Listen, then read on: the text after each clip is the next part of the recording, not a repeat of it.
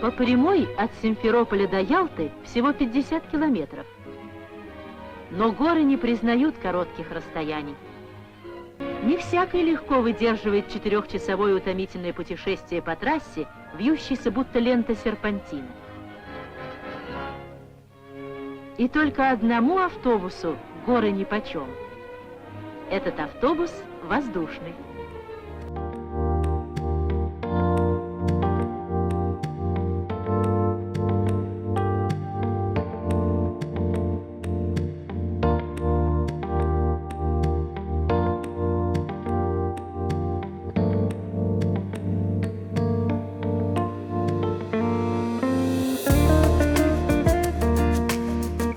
В салоне 11 человек.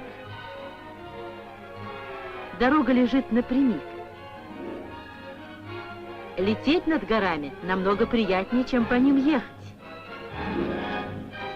К тому же это гораздо быстрее. 20 минут, и рейсовый вертолет прибывает в Ялту.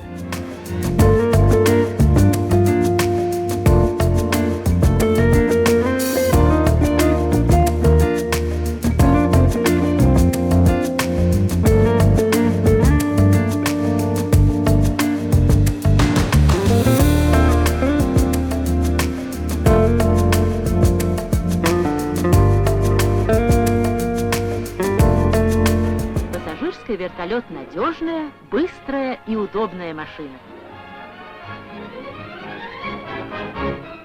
Стоимость проезда в нем не намного дороже, чем в обычном автобусе.